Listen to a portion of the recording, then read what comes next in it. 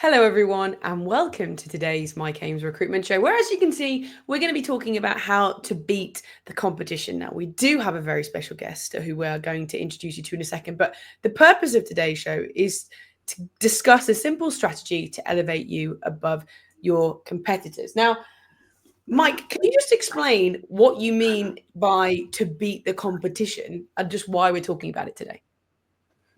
Well, as everybody knows, the market is pretty tough out there.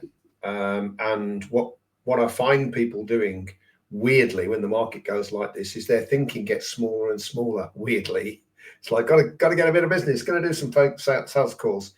I totally understand that, and if you have to do it, you have to do it. But sometimes the answer lies in thinking bigger and looking outside the business. And one of the ways that you can do that is you can engage your clients in a different way. And what we're talking about today is something that very, very few recruitment firms do.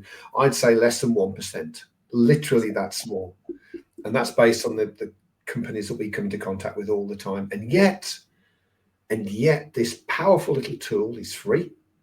You can do it yourself. It doesn't take a lot of time, and it's a differentiator. And it's got lots of benefits. We're going to talk about those in a little while. I'm talking about reaching out and giving your clients a voice, VOTC. Now, you said a special guest, but I thought it was Peter. I thought it is. In fact, it is a full team effort today. Hi, Pete. Hi. I thought I'd at least be on the screen before the little jabs. No, we don't do that now. But yes, we do have. Kirsty, if I can just say, it is my show. There's a lot of Ameses today. People pretenders to the phone, people who think that this is their show. I mean, everybody knows it's my show, and anybody who's a long time watcher or listener will know it's my show. So we are gonna, in a second, Pete, I'm gonna kind of explain why we got you here today. But if anybody does have any questions, comments, pushback, I really like it when people push back and disagree with Pete. Please feel free to put that in the comments. Now, Pete, the reason we've got you here today is because you actually do this. You are the one who does the VOTCs. You do it for some of our clients. You also do it for Mike, which he enjoys so much today. So I guess to start with, can we just talk about what VOTC actually is?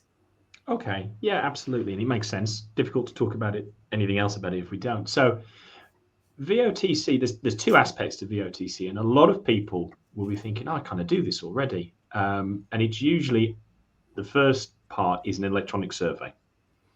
So every customer that you have, so that might be a client or it might be a candidate, they're both valid people with opinions of your service.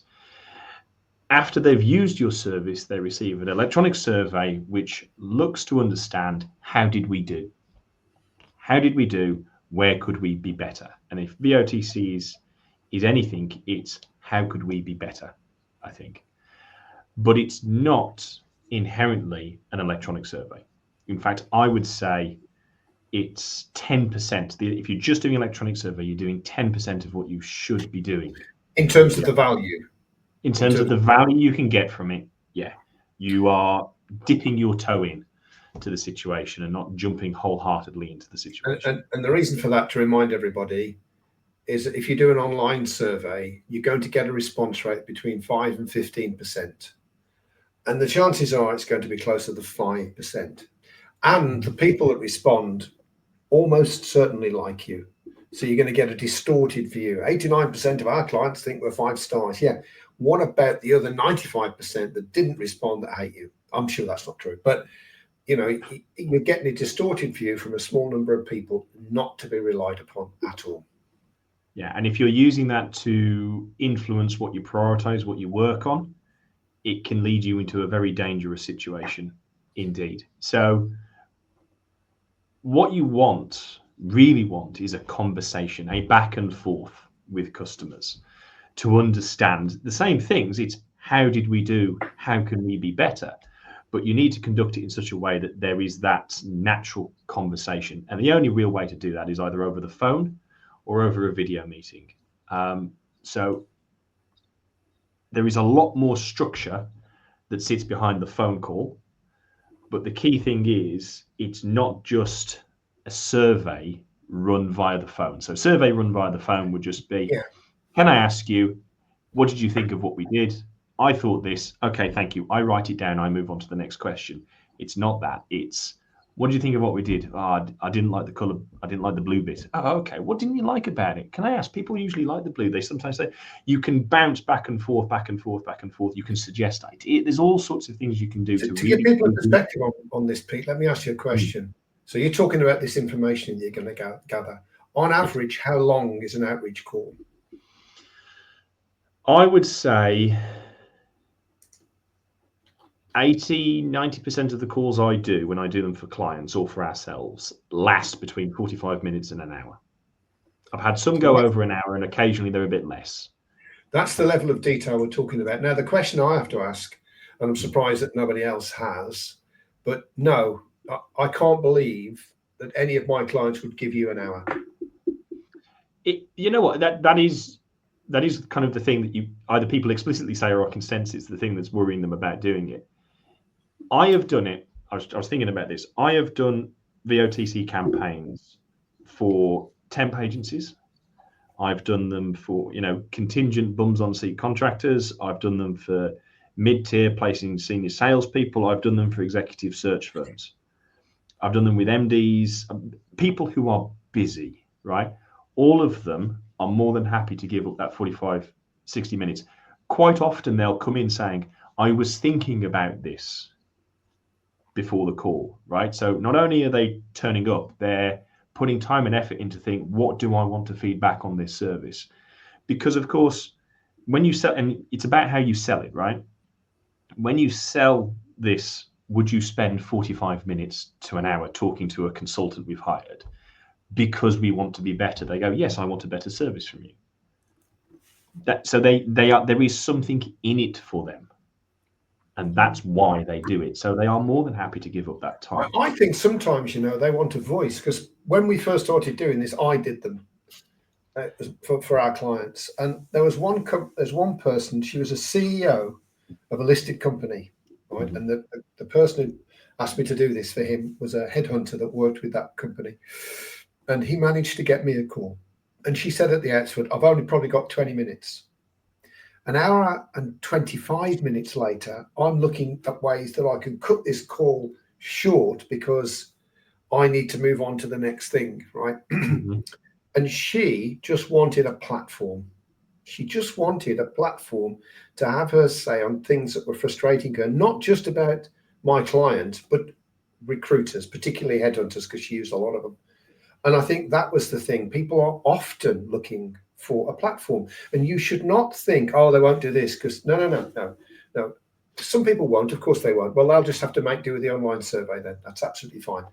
Some people will literally give you half an hour. Well, do the best you can. But a lot of people do want a voice, what's frustrating them, what they feel no one's listening to them. And this is somebody who's saying, no, I'm prepared to listen. Now, we're going to look at the rules later, because there are some very specific rules that Peter's going to share with us later. You have to stick to the rules. But if you stick to the rules, this conversation will go very well. Okay, so we are going to move on to sort of a bit more on the structure in a second, but I know I can just read the mind of the people watching this now. And the other thing that people are going to be thinking, Pete, is I don't want to ask them that, because what if they go, oh, actually, no, they are rubbish. I'll never work with them again. What would you say? Well, I won't lie. I've had 3 people say they're rubbish. We're planning to drop them. Okay, that has happened a couple of times over the years I've done it, but they didn't realize it because they'd been asked. They were already thinking, and this is the thing, it's if they're getting frustrated with you, and one of the, harking back to what Mike said, one of the common phrases I hear a lot is, we've mentioned this a couple of times. Yeah, that's where I've told you and you didn't listen. That's the frustration that comes through sometimes. So if there is something not quite right, then if there's something really wrong, it's already happening. You need to know. You need to know now before they just leave. Right? So that's number one. Number two, I think I would say probably about 3/4 of the calls I do have some feedback.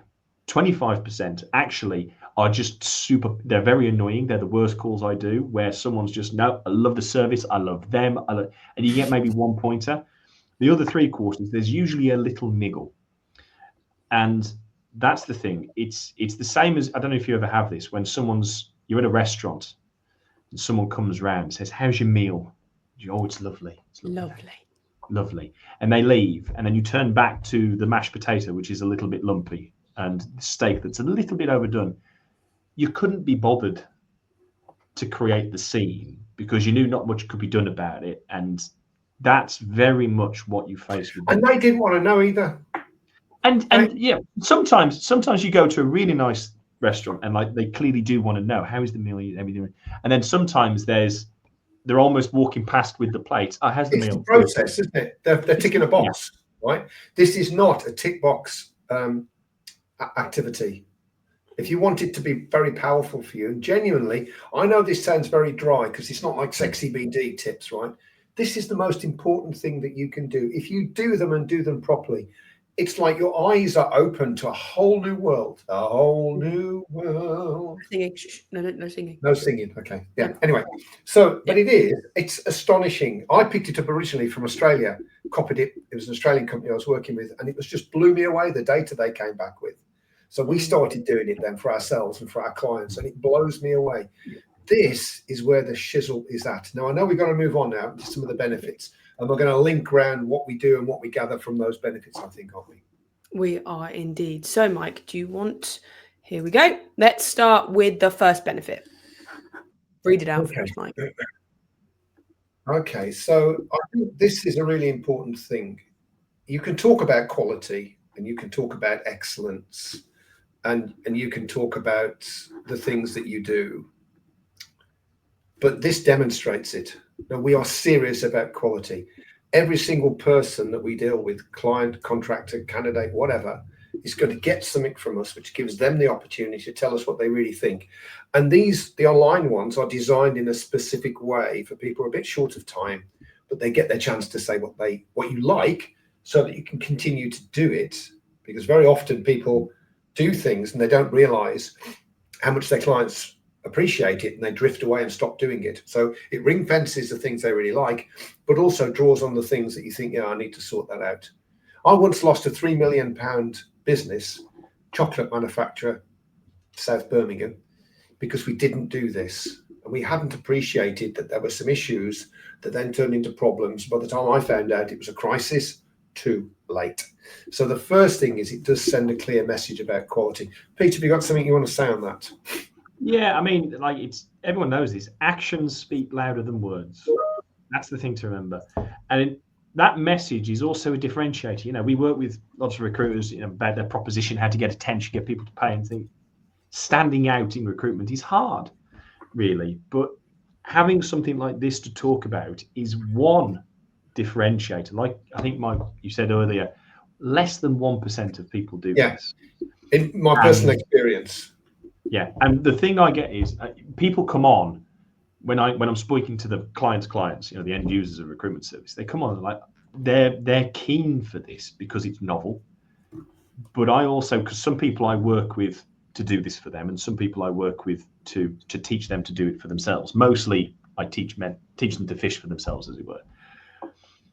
But I pick up and I stay in touch, and I'm like, well, what happened? The client was delighted that we made the change they wanted us to make. If you want to, tarking back, stand out from the competition, be different. And protect your clients from competition as well, because people are going to get hungrier and hungrier and start buying work and going really low margins and stuff. And you go, well, you can have them. You're not going to get this service. It's happening now. Yeah. Before we move on to the next point, just Gavin. Thanks, Gavin. Yeah. I'm the one in the short. Yeah. Bless his cotton socks. Yeah. Okay. Shall we move on? Yes. Let's move on to the next bullet point. So the first bullet point was a clear message. You care about quality. So this isn't telling people you care, shows you care. The next thing is a visibility of their world. Now, this one is really important because in the transactional recruitment world, it's all about the end of the month, about the deal, about the next opportunity. You know, that there's a very operational sense to it. And what we should do is take time out to understand exactly what's happening in their world. At a macro level, maybe the business is buying or selling a part of itself. Maybe there's been a big push into a new area. Maybe they've just won something. I don't know. Maybe there's a corporate level that you need to know about that could impact their requirements to recruit. Likewise, an individual has got things happening in their world. Maybe they're up for promotion. Maybe they've just been promoted. Again, all of those things can be used to build relationships, and also they can also be used very much so to get a forward view on potential vacancies. And let's face it, in recruitment, if you've got a view ahead of the game, chances are you're going to win. You don't need much advance warning of a vacancy to get yourself into position to fill it before anyone else does. So, Pete, now on this one, this visibility piece, this is a softer conversation, isn't it? Well, there's two elements really. If you ask it the right way, it kind of drips out across the whole conversation. But there are specific bits where you want to get that context. And I've done the interesting thing is that I'll often get a little bit of a briefing notes from the account manager. So if an MD says, can you do this for all my stuff? I'll say, right, great. Somebody organizes it. Tell me what I need to know about this firm. And they'll often say, yeah, I think we're getting all the roles, but it'd be nice to be sure, but I think we're getting all of them. Or I don't think much is happening over the next 6 months. I've had several instances where the direct opposite is true. I've had conversations where it comes out that no, you're getting less than half of what we do now because somebody's offering a slightly better service. So you get visibility of that, that world very directly related to the recruitment process. But also, yeah, we're acquiring a new site. We're going to need 15 people. I've started planning it already. Comes out and you're thinking, this is the kind of stuff that should be coming out in the account management calls. Those once every 6 months, 12 months check-ins that you get with people. But for some reason, it's not. This produces these things that are missed in that process. Mostly because people are too transactional, especially in this market. Transactional. They hear one role, they focus on that. They don't ask about what's happening over the next 6 months. And we'll come to rules in a second when it comes to selling and opportunities. But visibility of that, so there's that very commercially valuable visibility of their world. But on that wider piece, you can get people to talk quite passionately about the things they care about very easily. It's a very easy thing to do. And I would say possibly the more valuable piece to the call. I know we had someone who was a professional VOTCer on this program a couple of years ago now, I think, but for professional services lawyers. And I think he said about 75% of his calls are actually this stuff, what's going on in your world, context, etc. Because what comes out is the emotional, personal motivators, the things they prioritize. Someone talks to me about the CSR. I was doing one of these recently. Somebody mentioned CSR. Charity, corporate social responsibility. Yeah, exactly. Thank you. Yeah. You instantly know that kind of person has a certain preference towards things, is interested in these things. They're a more emotionally open person. There's all sorts of things you quickly realize about them when you know that. And that can then tailor your approach going forwards. It tailors the content you create.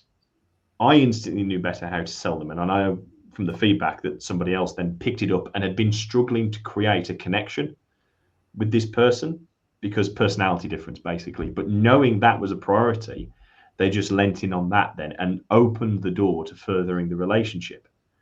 So visibility of their world is, there's the obvious commercial value, but in a weird way, the more valuable stuff is the things that emotionally motivate them. It's food for relationship building, is what it is. It's fuel to build relationships because you learn things about people so you can react to that and work with it. Now, again, if your client carers, if your relationship managers take time to do that, that's absolutely fine. But in many, many cases, they don't. They're way too pushed in this market, particularly to get business in. So this kind of stuff, which is considered softer, goes by the board. And it's such a shame because it's so powerful. Mm-hmm. Okay, right. Let's move on to the next bullet point there, Mike. This is the whole point of it all, you might say. Ideas to improve your services. In other words, ideas to improve what you provide and how you provide it. It's those two aspects to it, really. Now, Pete, this is the nub, isn't it, really, of the whole thing. Tell us, because you have quite a unique way to find this out, don't you? How do you do this? Yeah, this is surprisingly difficult, actually, especially at the start of a call where people haven't quite figured out that I really mean I want to know what could be better. So the way I tend to do it is I'll work with a client beforehand to cut up the service they offer. It might be they want to do end-to-end, so we'll do a little question on how we take the briefing, how we present, do we keep you informed, kind of chop it up that way. Or we might zone in on something. We might say, I want to ask specifically about how we present candidates. Is it balanced? Is it easy? That kind of thing. But you cut it up into nice discrete sections. About 4 or 5, that's right, isn't it? 4 or 5. 4 or 5 is more than enough, yeah. You've got other questions you want to ask. It's not just those 4 or 5. There is other sections, but in this section, 4 or 5. And what you will do is, because if you ask, is it okay? Are you happy with it? They'll mostly say yes. Yeah, pretty happy. That's the way you're pointing them towards, isn't it? They know that. And especially if you ask in there, tell us what you like about the service. You're leading, like, I don't care about any negativity. The thing that I've found most effective is to ask people, on a scale of 1 to 10, rate, which is a nice neutral term, rate the way we take a briefing, for example. And what you get then is you get a pause as they genuinely think about it. It's not, yeah, it's great. They pause and they do think. And then they'll give you a score. And the scores, if it's 6 or below, A, that's rare, and B, you're in big trouble. It's very wrong. Right? It's very, very wrong. Good. 6 is not good. It's not above average. 6 is bad, yeah. 6 is very bad. If they give you a 7, there's a problem. They're telling you that I'm not happy with something here. If they give you an 8, there's a niggle. And if they give you a 9, either there's just a little thing, or they're the kind of person that will never give you a 10. More likely to be a 9 is somebody's 10, isn't it? Yeah, 9 is often someone's 10. 7, 8, and 9 are usually covered by pretty happy. I've tested this, right? I'll ask, what do you think of it? And I'll get like, I'm pretty happy. It's pretty good. It's better than most, that kind of thing. And then I'll ask for the score, and I get 7s, I get 8s, and I get 9s. And then I know if there's a 7 that there's something to find out. They've got a complaint. If there's an 8, there's a little thing they'd like to see different, right? So the scoring mechanism is impersonal, because once they've put that score on the door, they can't hide. So then it's, well, where have we lost those 3 points? What's the problem? Oh, yeah, no, I did say a 7. Okay, better explain that then. So it's really effective in that way. It's neutral. It's non-judgmental in a weird way. Great, poor, don't like it, unhappy. These are all emotional words that people don't like to use to someone else that's offering them a service, whereas they can happily give a score. So the scoring mechanism is great. It also allows you to compare between clients, and it allows you to compare within. So we know we're better at this service than this one. So that's what needs to work on it. It takes what is a very qualitative, emotional thing and makes it quantitative, measurable. And I really like data to drive things. So you know one second. Yeah, I do too. I know we've got to crack on to the next thing, but just to close on this, actually, this is the nub of it, really. And I can't be in the room when Pete does VOTC for my clients. I hate it. I really hate it, because he's actually encouraging, really positioning them to criticize us, because knowing the good things is great and we'll keep doing them, but there's no progress there for us. The progress comes from when we aren't doing something they want us to do, or we are doing something they don't want us to do. And that's what these questions come out to bring out. Yeah. Now, before we press on, just very quickly, if you're on the program, and I know that there's some of the Breakthrough Program listeners to this, don't forget all the VOTC that you need. I don't know how many videos we've got, like half a dozen videos or whatever, plus the forms, plus the online surveys, all done. All you need to do is contact Peter and Kirsty, and you can get access to those. So you can implement this today if you want to. We can indeed. All right, let's move on to the next body point there. Oh, one ahead of the game there. Okay, this is a very quick one, and I want Pete to just bring this in. They are a very, very, very good BD tool indeed, aren't they, Peter? But shouldn't be used as a sales tool. And that may sound strange, and I'll sort of expand on it. So let me say first why I don't think you should sell in a VOTC. It's one of the rules. We're going to come to the rules in a second, and I'll preface it. The first one is no selling. So if you go in trying to pitch, what will happen is, I've got a little story of this once. I once downloaded a little course, a small course to learn to do something. And I got a call from, it was Adobe actually, I think, I'll name it. It was Adobe. And they had put the course together. They said, we want some feedback on the course. And I thought, okay, cool. I do this. I can only, and I spent probably about 20 minutes giving feedback on that course, thinking about my answers, quite difficult because it's my nature. And what happened at the end of the call is he went, So listen, we've got a service which is for people like you. Would you be interested? And I can remember it was a white hot flash of rage that they didn't care about anything I just put time and effort into answering. They just wanted to know if I would buy whatever it is they were pitching. I cut the call quite quickly after that. And that's the danger. You've got these people who have been told this is how we can be better, improve the service, quality. They're answering these questions, and then you drop it all the second you get a sniff of a role. So what are you supposed to do instead then, Pete? How are you? Because if you do smell that, especially recruiters, we're trained to hunt it out like weasels. What are you supposed to do instead? Well, it's an interesting. We'll touch on that a little bit because it shouldn't be a recruiter doing this. I'll say that first. We'll come on to who it should be in a bit. But the correct answer is, that's interesting. Would you like me to get your account manager? This is what I do. It's interesting. Would you like me to let them know that that's something you'd like to talk about? Almost, if they've brought it up, the answer is yes. Almost always the answer is yes. Yes, we'd like to have some chats before we kick that off. So that's how you deal with it. That's how you avoid falling. So you kind of like, cool, I acknowledge your point. You're clearly saying this to me. You are listened to, but let's move on because I'm not here for that. I'm here for the quality. And it's interesting when they do it, they really do sometimes open up even more after I've ignored the dangly bit of bait. Once they know it's not sales. Yes, exactly. So the way it brings work out, to touch on this, is because you're having those what's going on in your world conversations, they assume that as a recruiter you mean about recruitment, right? And sometimes I have to clarify, no, not that. What else is going on beyond recruitment? But they always tell you what's going on. So essentially, just to paraphrase, because I know we're a bit short time now.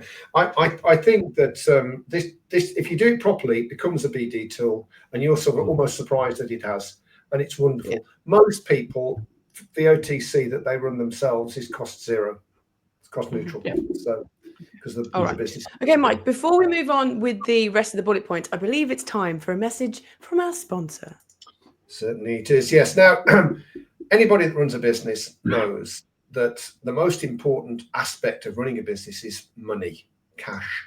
Cash is king. If you don't have enough cash in your business, even if you're a profitable business, you've got a great reputation out there, it'll trip you up, and in fact, in some cases, can wipe you out.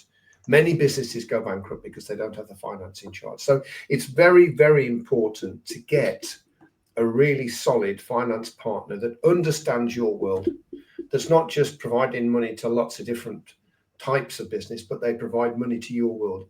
And in this case, our sponsors, Giant Finance, are that very thing.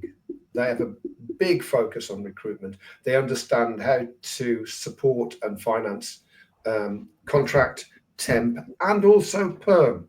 If you want to free up money from your perm invoices where you've sent the invoice, not yet received the payment, then they can actually finance that as well. So even if you're a little short of cash and you're a permanent business, you can still liberate that. So if you'd like to know more, then there'll be a comment on this post in LinkedIn and on YouTube that will help you find out more about Giant Finance. Okay, thank you very much. Right, let's go to that bullet point number 5, please. Okay, right, now I'll deal with this one because content is my area. We often have, I want to bring Pete in on one point. Oh no, you can wait, you can save it until the rules actually, Pete, with the marketing thing. So the thing with content is we produce a lot of content and we hope that it will be good for our audience, that they'll be interested in it. VOTC can be one of those areas where if you ask the right questions, you can find out what they're interested in. and then produce content that relates directly to that. So it's a way, if it's done properly, of really producing content that's going to resonate with an audience. I think it's one of those benefits of VOTC that is not particularly promoted very widely, and yet if you're a content producer as we are, it's massive. So I think that's really I'll hold fire on that, because Pete's going to talk a little bit about that when we look at the rules a bit later. Okay, let's go to bullet point number 6. Oh, I've done it again. Oh, done it again. There you go. Right, I should probably use the cursor rather than the roly thing. Whatever. Right, pick up issues before they become problems. And this is something that you're very keen on, isn't it, Pete? Yeah, and we've touched on it a little bit already, really. You know, it's those 7s. It's the 7s out of 10 around something, or we've mentioned this a few times. When you think it's an 8 or a 9 or a 10, that's the problem. That's the change. It's the gap. Frustration arrives between what someone expects and what actually happens and they're expecting a certain service or a certain way of working. And almost always, I was thinking about this, almost always, it's a small thing, which is actually the good thing, right?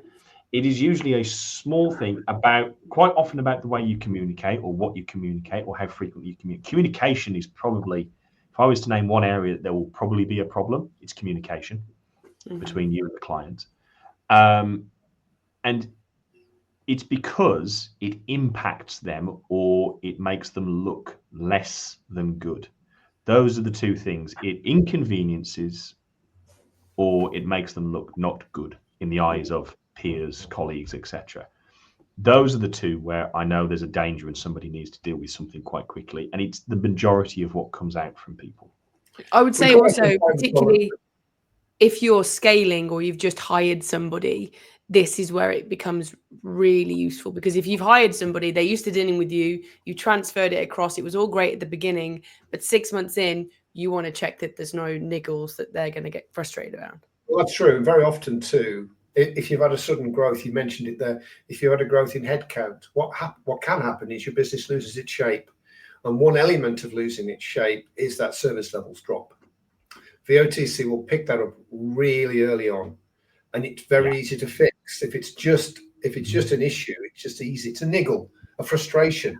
It's not anything more than that. You can fix it and nail it, but you can only do that if you know about it. And very often you just don't. Growing businesses, if you're a growing business, you really should do some kind of VOTC outreach. I promise it's worth its weight in gold. Okay. All right. Let's move on to that last. Is this the final bullet point, Mike? And it is. Right. This is one for me, really, very quickly. And I know we've got to crack on with rules now, but you know, when you get an invitation to tender and there's something in there. It looks great in proposals. Let me just read that out for the podcast. Yeah, it looks great in proposals. Yeah, for the podcast. There you go. There you go. Glad you're here, Kirsty. There's a question or a clause in the invitation to tender in the ITT about quality, right? And normally we have to kind of, what that normally translates into for most recruiters is efficiency. You know, we've got all these ratios that tell us our CV to offer ratio and all this sort of stuff, which is great, and you should. But this is very rare to say we actually, especially if you do outsource it, we outsource it to a company to actively get them to work with our clients, to criticize us, to figure out ways that we can get better. And then we have a mechanism where we suck that information in. And on a quarterly basis, we take a look at what needs to change, and then we initiate projects, change projects, and we manage them through. So we are basically continually improving all the way through. Not many people can say that, and it makes you stand out. As Pete said earlier, at a time when you really need to stand out in a proposal, for sure, then it's something for certain types of companies where quality is crucial. It gives you just such depth, and everybody else is whittling on about, you know, some kind of client outreach or whatever that doesn't exist. Yours is very specific and extremely powerful.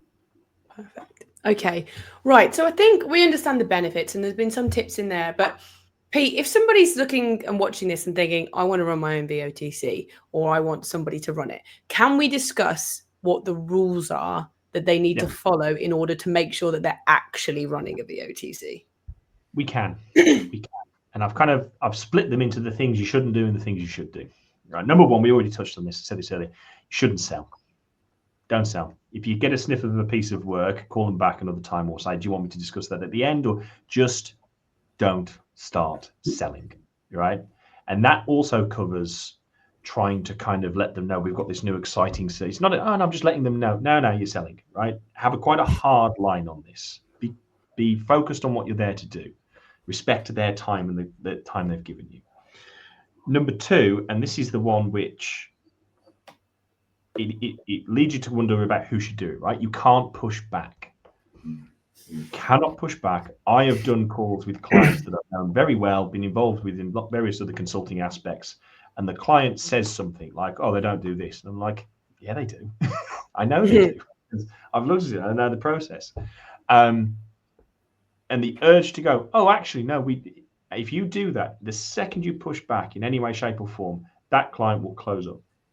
Because they think, much like a bored waitress walking past with some plates, that you don't actually want to know. The correct response is, oh, that's interesting. Tell me a little bit more. Correct. Which, we'll come on to the correct things to do in a second, but do not push back in any way, shape, or form.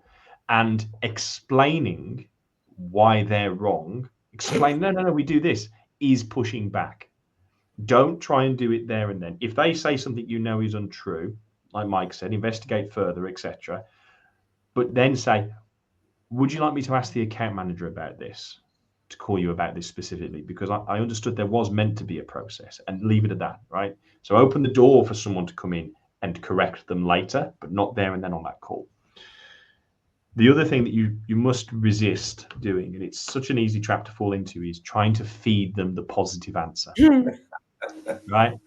And we touched on it, right? I say, rate us out of 10 rather than how good are we at taking briefings. There's that, but there's also then the bit where you try and expand the answer.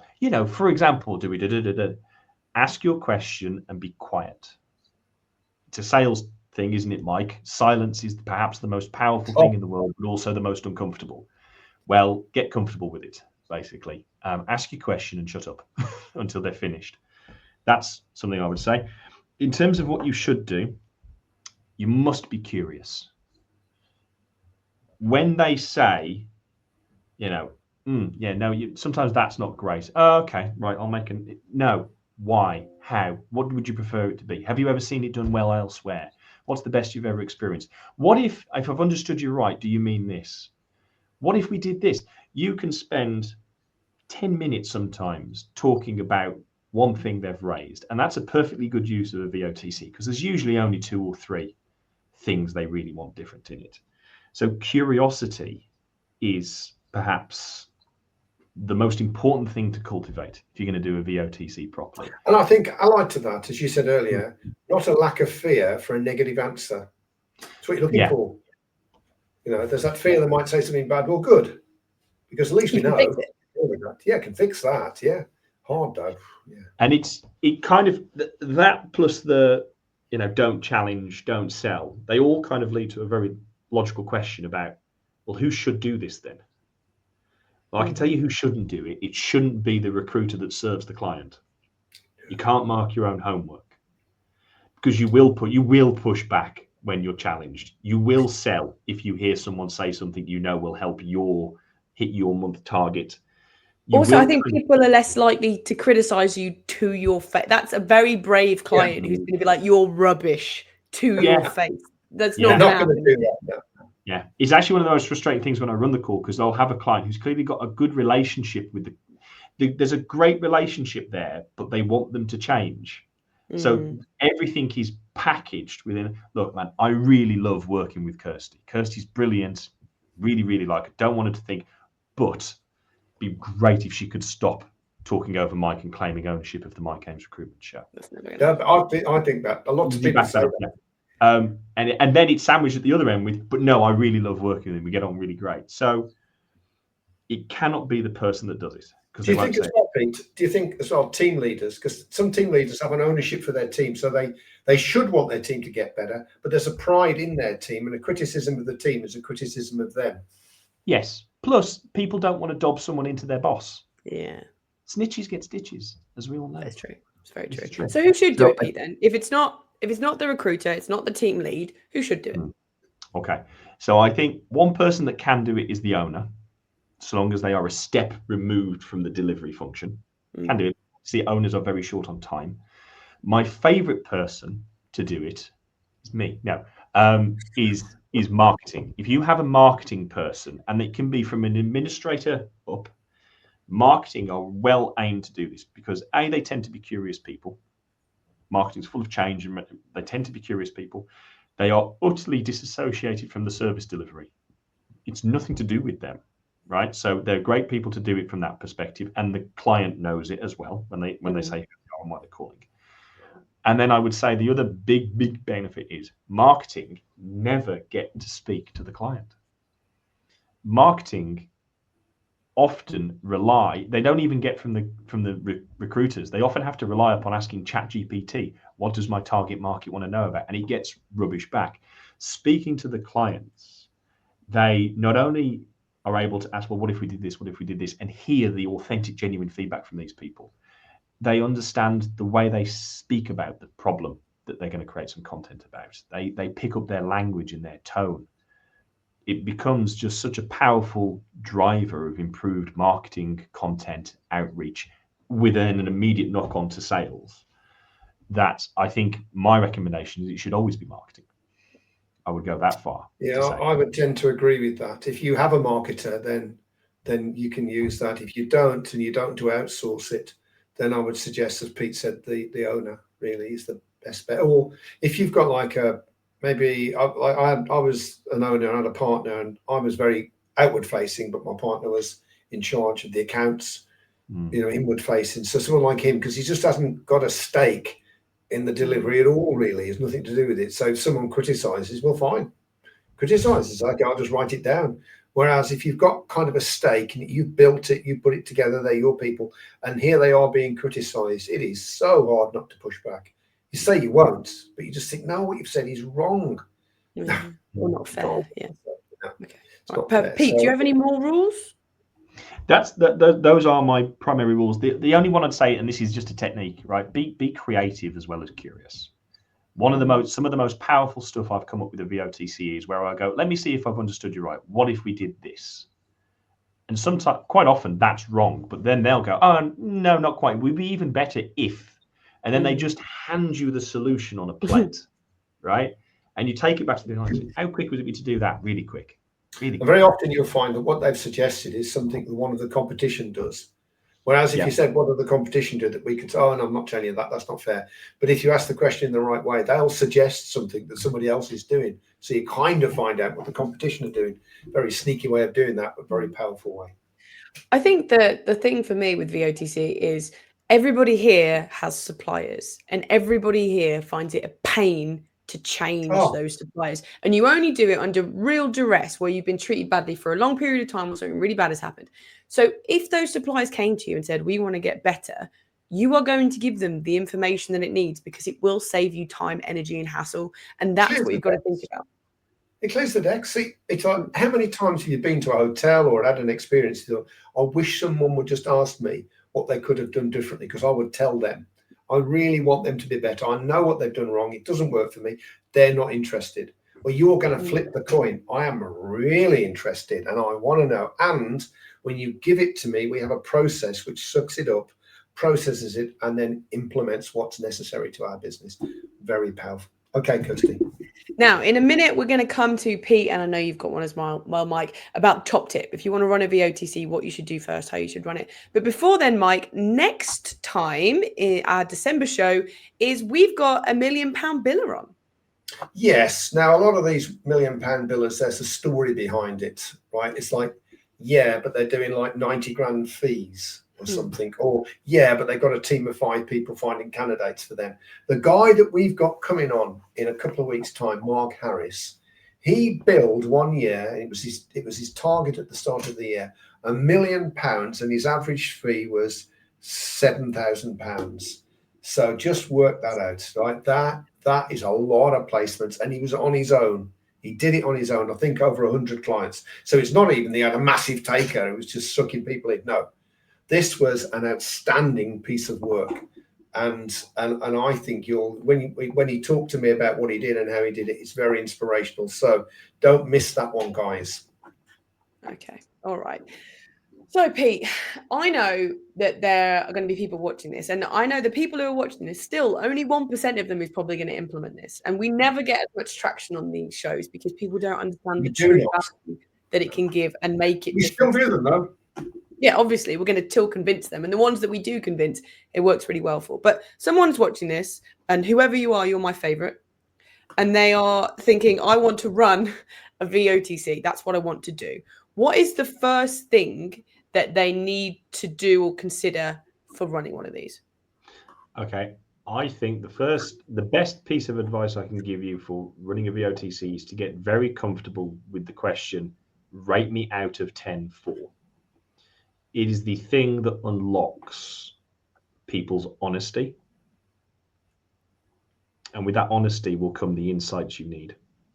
Okay, amazing. Thank you very much. And Mike, what was yours? I would say start with the online surveys. So you can implement them tomorrow. If you're in the program, we've written it for you. You can just use it.